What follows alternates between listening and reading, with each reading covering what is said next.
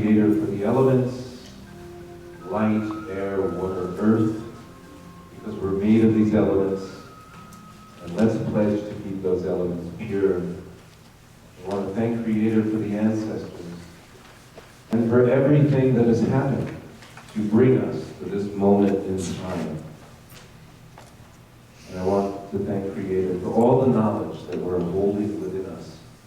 And let's bring that knowledge, let's share that knowledge with future generations. Thank you. Thank you so much. And in particular, I want to thank and welcome in some ancestors who have contributed greatly to the Language of Spirit dialogue. You know, the Language of Spirit dialogue, Dan Moonhawk Alford was my mentor as a Native American. I took a class, he's here right now with, or his TA is here right now. I took a class with Dan Moonhawk Alford in 1983 at the California Institute of Integral Studies, and Matthew Bronson, who's sitting right here, was his TA then. Matthew was all 25 years old at the time. And Moonhawk was only 35, but we already thought of him as an ancient wise man. Moonhawk was such a warm and welcoming person, and it was very easy to have a lifelong friendship with him. And he became involved in these Language of Spirit dialogues that were, he was invited by his mentor, Sagesh Youngblood Henderson, to go to the dialogue in 1992 that was organized by Leroy Little Bear and David Pete, and was held in Kalamazoo, Michigan. It was sponsored by the Fetzer Institute. And that dialogue, you know, Moonhawk already had like 20 years plus of relationships, warm, loving relationships with Native America. But that dialogue ratcheted things up to another level. And it was very obvious that those dialogues were extremely important to Moonhawk. They continued for 7 years until Seed sponsored the first dialogue in 1999. At the time I was living in Rio Rancho, I had a further view, but I was still looking at the Sandia Mountains. And Moonhawk was smoking his pipe, as he always did.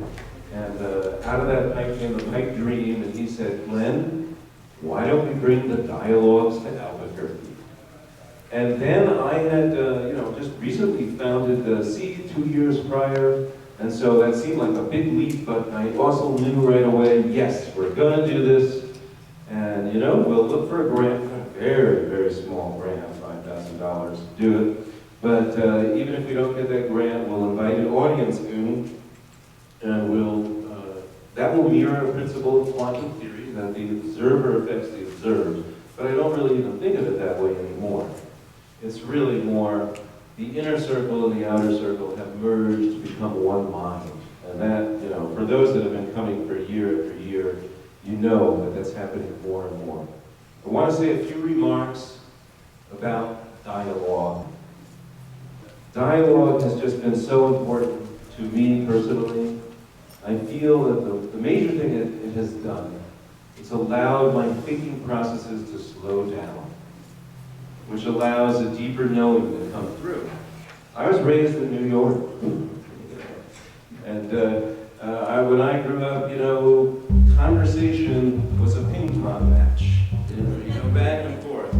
And like David Bohm said, it was a discussion. The word discussion is related to percussion.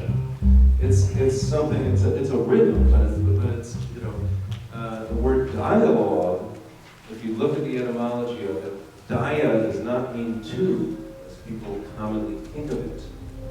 Dia means through, and log, or the logos, is the word. So meaning flows through, and that's really what happens, and that's what dialogue is all about. We do at Seed a hybrid of Bohemian dialogue and native talking circle. So we're not doing Bohemian dialogue exclusively, we're not doing native talking circle exclusively. We're doing, it's now an 11-year experiment, so I don't know if it qualifies as an experiment anymore. We're doing a hybrid. So in Bohemian dialogue and in the hybrid dialogue that we're doing, we don't have an agenda. We don't have expectation of a result. We don't expect people to form committees afterward and then, take action steps to decide what they're going to do. That's not the way it works. What happens on the very subtle plane is magic. It's not that things don't get done after the dialogue, they do.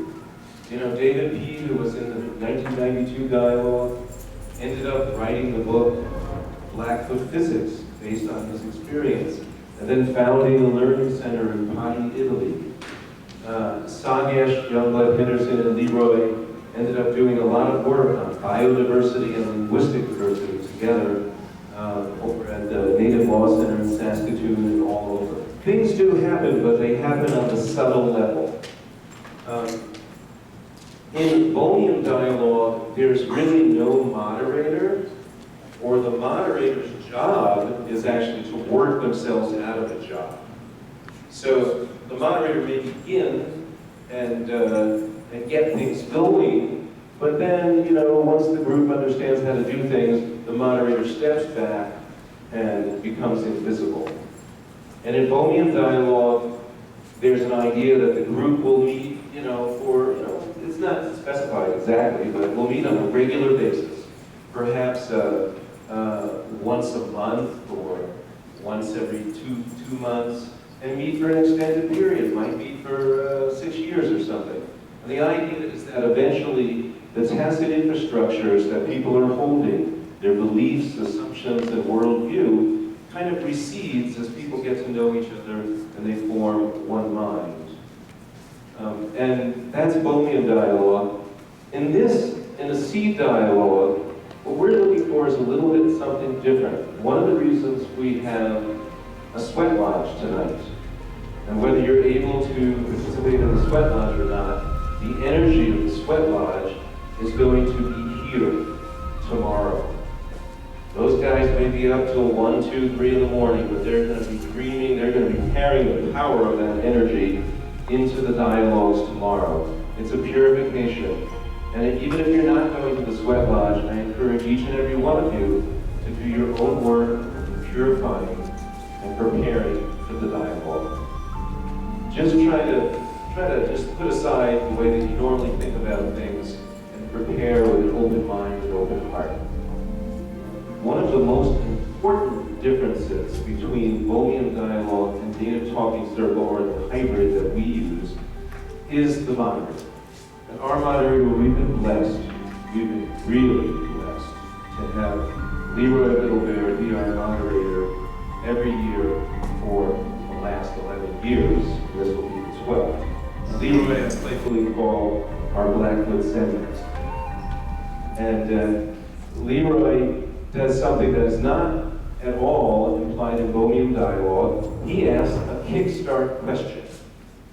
And that kickstart question is intended to be challenging to native and non-native people alike. For instance, he asked a question once, do you really, truly believe in a separation of church and state? And at the time, that year of the dialogue, Nora Bateson was in the circle, the daughter of Gregory Bateson, and she said, when she heard that question, do you really, truly believe in a separation? At that point, she said, no, I don't believe in any separation. Then he said, church and state. Okay.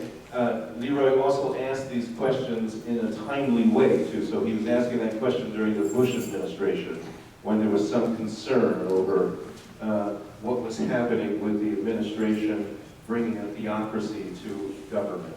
Okay. There was another year right after the 2001 bombing that Leroy just asked a very simple question. What would you say to Osama bin Laden if you had a 10-minute coffee break to talk with him? And these questions serve a very important purpose because, something like the question of Osama bin Laden sets up, the shadow, and who are we going to talk to here? These are really good. One other difference between Bohemian dialogue and the hybrid that we use is that it's perfectly okay with what we're doing for as long as spirit is moving through you. I think I'm playing tennis today. As long as Spirit is moving through you, you're free to speak as long as it's moving through. And sometimes in volume dialogue, for instance, if you read a book by William Isaacs on dialogue, he'll say it's rude to speak for a long time. It's some kind of imposition of ego. We don't really think that, because within native traditions, it's not rude. When you have the talking stick, the Spirit is moving through you, you can speak as long as necessary. Well, there's the differences between volume dialogue and the hybrid. One of the other differences, there's a little bit more emphasis within volume dialogue on the limitations of thought. Because Bohm worked with Krishnamurti very closely, and he was concerned about the limitations of thought. We are too, but we also are emphasizing thought is almost equated with spirit. Thought, spirit is something that moves through us, and also we're connecting with nature. Now, I think if you really look at David Bohm's work carefully, he'll agree with this very much so. There's perhaps only a subtle difference between what David Bohm was thinking and Leroy is thinking on this point. But it's really about having a dialogue with the whole cosmos. And if we have that, we've got our hybrid dialogue.